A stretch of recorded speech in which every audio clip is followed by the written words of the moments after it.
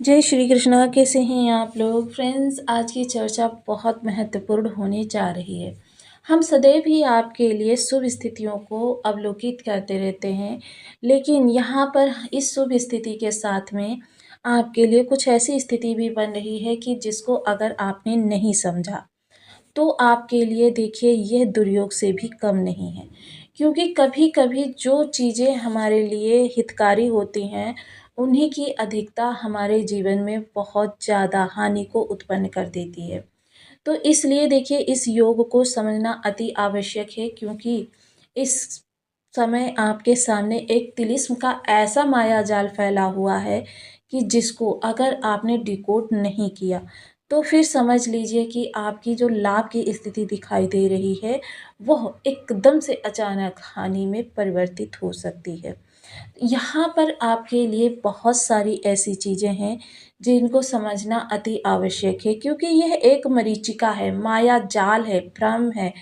क्योंकि आपको इस समय पर लग रहा है कि आपके इस समय लाभ भाव बहुत ज़्यादा प्रशस्त हो रहा है, हालांकि ये सही भी है। और लाभ देखिए, आपको परिवार का कितना लाभ मिलेगा, आपको धन का कितना लाभ मिलेगा, आपको जॉब से कितना लाभ मिलेगा, ये सारी चीज़ें निर्धारित करने वाला लाभ भाव ही तो होता है। इसीलिए इसे इच्छा पूर्ति स्थान भी कहा जाता है। अब यह इच्छा पूर्ति स्थान देखिए, शुक्र सूर्य बुध की युति यहाँ पर हो रही है। 16 तारीख को मंगलदेव महाराज भी यहाँ से निकलकर यहाँ जा रहे हैं। 16 जनवरी को मंगलदेव महाराज भी महापरिवर्तन कर रहे हैं और ये 45 डेज के लिए अब आपके लाभ भाव से अपने प्रभाव प्रदान करते हुए देखे जाएंगे। महत्वपूर्ण ये रहेगा कि इस समय अगर हम चर्चा करें तो देखिए, गुरुदेव महाराज जिन्होंने अपना राशि परिवर्तन किया हुआ है और वक्री अवस्था में राशि परिवर्तन करके ये आपके घर से प्रभाव प्रदान कर रहे हैं। ऐसे में जटिलता ये है कि इनका जो देखिए संबंध बन रहा है इन ग्रहों के साथ, षडाष्टक योग निर्मित हो रहा है। वहीं एक तरफ गुरु के साथ षडाष्टक योग निर्मित हो रहा है, दूसरी तरफ केतु के साथ, दो दो सात्विक प्लैनेट्स के साथ इस समय आपका जो ये षडाष्टक योग निर्मित हो रहा है, ये काफ़ी गंभीर स्थिति को जन्म दे रहा है। ऐसे में अगर आपने इस चीज़ को ध्यान नहीं दिया तो ये जो आपको राजयोग दिखाई दे रहा है काफ़ी हद तक आपको परेशानियों में ले जाने वाला सिद्ध हो सकता है। तो बहुत महत्वपूर्ण है कि इस चर्चा को हम समझें, जानें और आगे भी बढ़ाएं ताकि अन्य लोग भी इससे लाभ उठा सकें।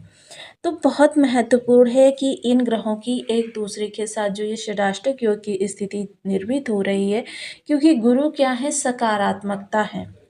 गुरु सकारात्मकता है और यदि सकारात्मकता जीवन से निकल जाए तो जीवन नर्क से भी बदतर हो जाता है। वहीं केतु क्या है, केतु एक साधु हैं, एक संत हैं, एक सन्यासी हैं और उदासीन रहते हैं। केतु के प्रभाव समस्त ग्रहों से बड़े प्रभाव होते हैं, किंतु केतु महाराज संत सन्यासी होने के कारण ज़्यादातर एकाकी ही रहते हैं और अपने आप को निष्क्रिय करे हुए रहते हैं।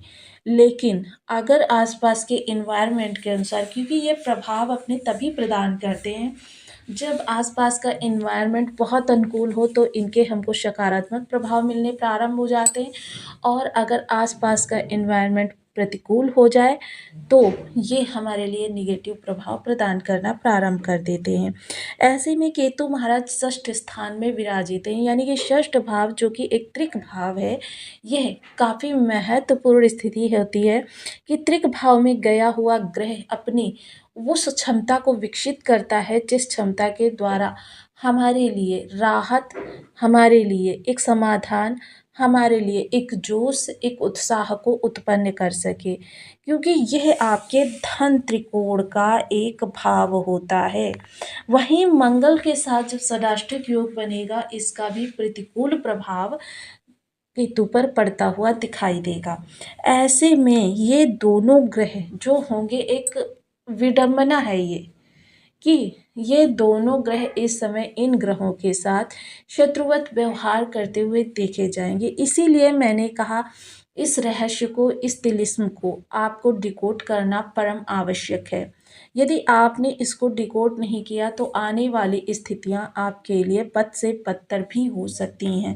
इसलिए इस वीडियो को संभव हो तो पूरा देखिएगा, क्योंकि इसमें हम जानेंगे किस तरीके से हमको इन ग्रहों की षटाष्टक युति से बचाकर अपने लिए शुभ तत्वों को आगे प्रखर करना है। क्योंकि ज्योतिष, आप देखिए ज्योतिष में जब चर्चा चल रही है तो आज अर्जुन की भी थोड़ी सी चर्चा हो जाए कि अर्जुन देखिए वही महारथी हैं जिन्होंने महाभारत जैसे युद्ध को एक आयाम दिया। इतने सारे सेनानियों को, इतने सारी प्रजा को, इतने सारे योद्धाओं को अकेले ही परास्त किया। और वही अर्जुन जब द्वारकापुरी गोपिकाओं को लेकर जा रहे थे तब उन्हीं अर्जुन के गांडीव को एक भील जाति के लोगों ने परास्त किया था और गोपिकाओं का हरण किया था। तो आइए जान लेते हैं आगामी समय आपके लिए किस तरीके से आप इस कैलिज्म को डिकोड कर सकते हैं। तो बने रहिए हमारे साथ इस वीडियो में एंड तक, आपको बहुत कुछ जानने के लिए मिलेगा। वीडियो बहुत ज्ञानवर्धक होने वाला है। कि आपकी लग्न में कुंडली के प्रथम भाव में 12 नंबर बना हुआ है तो ये राशिफल आपके लिए। कुंडली में कहीं भी चंद्रमा के साथ 12 नंबर बना हुआ है तो ये राशिफल आपके लिए। कुंडली ना होने की स्थिति में आप इसे नाम राशि से भी देख सकते हैं। यदि अभी तक आपने अपने इस चैनल को सब्सक्राइब नहीं किया है तो प्लीज़ सब्सक्राइब कर लीजिए, वीडियो को लाइक कर दीजिए, चैनल को शेयर कर दीजिए। इससे होगा क्या कि हमारे आने वाले हर वीडियो की नोटिफिकेशन मिल सकेगी आपको सबसे पहले। एक प्यारा सा कमेंट करना बिल्कुल ना भूलें। कमेंट से हमें बहुत मोटिवेशन मिलता है, हौसला मिलता है और ये पता चलता है कि आप और क्या जानना चाहते हैं। गुरु का रक्षात्मक तंत्र और केतु की विशेषता, ये सारी चीज़ें जब यहाँ पर मिलेंगी, देखिए गुरु जब सकारात्मकता को आपने तो ऐसे में आपका उद्विग्न होना स्वाभाविक होगा। आप उद्विग्न होंगे, वहाँ से शुक्र आपके ऐश्वर्य को बढ़ाएंगे, मंगल आपके अंदर उत्साह बढ़ाएंगे। इस समय उत्साह में, जोश में लिया गया निर्णय आपके लिए बहुत बड़ी समस्याओं को जन्म दे सकता है। इसलिए जब भी कोई निर्णय लेने का समय आए, ऐसे में आपको थोड़ा रुकना है, विराम लेना है, मन मस्तिष्क पर थोड़ा सा प्रेशर डालना है और उस स्थिति का पूर्ण तरीके से अवलोकन करना है। सिक्के के दोनों पहलुओं पर दृष्टिपात करना है, निगेटिव पर भी पॉजिटिव पर भी, क्योंकि यही वो जीवन का सिद्धांत है कि जिसको समझकर अगर हम आगे बढ़ते हैं तो हमारे लिए लाभ की स्थिति उत्पन्न होती है। मंगल आपसे कहेंगे डेयरिंग पावर को बढ़ाने के लिए। अगर जॉब से रिलेटेड आपका कोई इशू आ रहा है, क्योंकि ये लाभ भाव है, ऐसे में आपकी इनकम पर सीधा प्रहार पड़ेगा, इसलिए ये बहुत ज़रूरी है कि आप समझें। मंगल आपसे कहेंगे डेयरिंग पावर ले लो, आर या पार वाली स्थिति उत्पन्न करे, तभी आपको जीत मिलेगी। लेकिन नहीं, इस समय इस अति उत्साह को आपको थोड़ा सा रोकना होगा, क्योंकि अगर यहाँ पर लाभ भाव में बैठे हुए ग्रहों की स्थिति के आधार पर आकलन किया जाए तो आपको इस समय डेयरिंग पावर बहुत अच्छी है। जितनी ज़्यादा आप डेयरिंग पावर लेंगे उतना ज़्यादा आपके धन में वृद्धि होगी, लाभ में वृद्धि होगी, इनकम में इजाफा होगा। लेकिन यहाँ पर हमें गुरु और केतु की स्थिति से भी इसको समझना अति अनिवार्य है, क्योंकि इसको अगर हमने नहीं समझा तो इसी लाभ को हम हानि में बदल देंगे। तो इसलिए जब भी कोई महत्वपूर्ण निर्णय लेना हो, जॉब से रिलेटेड, बिजनेस से रिलेटेड, इन्वेस्टमेंट से रिलेटेड, भूमि भवन वाहन से रिलेटेड, या आपके कोई बिजनेस ऐसा चल रहा है जिसके बारे में आपको महत्वपूर्ण निर्णय लेना है, किसी के लिए ट्रांसफ़र करना है, किसी को धन देना है, मसलन कोई भी चीज़ जो आपकी प्रॉपर्टी या धन को टच करती हो, ऐसी हर स्थिति का अगर आपको कोई निर्णय लेना है, बेशक आप पहले से सोचते चले आ रहे हैं, क्योंकि अगर इस समय पर आपने उसको निष्कर्ष के साथ कर दिया तो फिर समझ लीजिए आगामी समय में सिवाय पछतावे के आपके पास कुछ नहीं आएगा। यह एक तिलिस्म ऐसा बनाया है ग्रहों ने कि इस तिलिस्म को समझना अति आवश्यक है, क्योंकि कहते हैं जिस भाव में जितने ज़्यादा ग्रह होते हैं वो भाव उतना ज़्यादा बलशाली हो जाता है। किंतु जब गुरु मेजर ग्रह जो जीवन में सकारात्मकता के कारक ग्रह माने जाते हैं, ऐसा ही ग्रह अगर षडाष्टक योग में बैठ जाए, शत्रु भाव में बैठ जाए, क्योंकि चर्चा अगर करें तो शुक्र इनके सम ग्रह हैं, सूर्य की चर्चा करें सूर्य मित्र ग्रह हैं, बुध शत्रु ग्रह हैं और मंगल वो भी इनके मित्र ग्रह ही हैं। केतु के लिए देखिए समा ग्रह हैं सारे, क्योंकि केतु ना तो किसी के शत्रुवत है, ना ही किसी के साथ मित्रवत है। ये सिर्फ अपने प्रभाव जो होते हैं आसपास के एनवायरनमेंट के आधार पर आपके लिए प्रभावी करते हैं।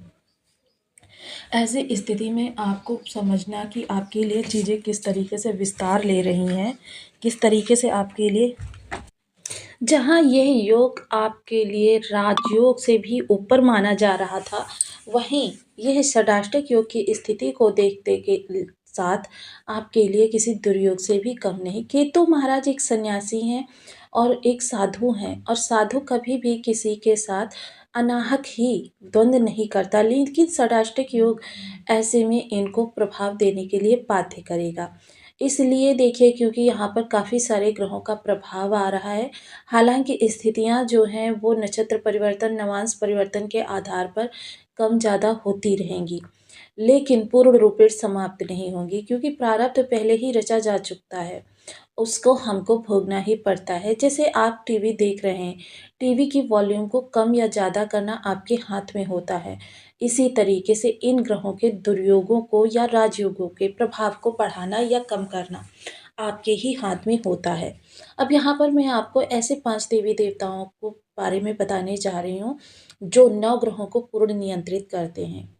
ऐसे में इन ग्रहों की, इन देवों की अगर आप आराधना पहले से करते हैं तब तो आपके लिए बहुत ज़्यादा राहत रहने वाली है। लेकिन अगर आप अभी प्रारंभ कर रहे हैं तो फिर यहाँ पर मैं कहूँगी कि आपके लिए इस योग में किसी भी प्रकार के प्रभाव नहीं बदलेंगे। ऐसा कोई विधान ही नहीं है कि जिस विधान में तुरंत आप उपाय करना प्रारंभ करें, तुरंत आपको लाभ मिलना प्रारंभ हो जाए, इसके लिए थोड़ा सा समय लगता है। अब वो देवी देवता है, प्रथम नंबर आता है गणेश जी महाराज का। गणेश जी महाराज के गणेश अथर्व स्तोत्र का पाठ करना, गणेश जी को गम बीज मंत्र का जप करना, ओम गंग गणपते नमः का जप करना, 3 दुर्वा नित्य प्रति अर्पित करना, बुधवार का व्रत करना, गणेश जी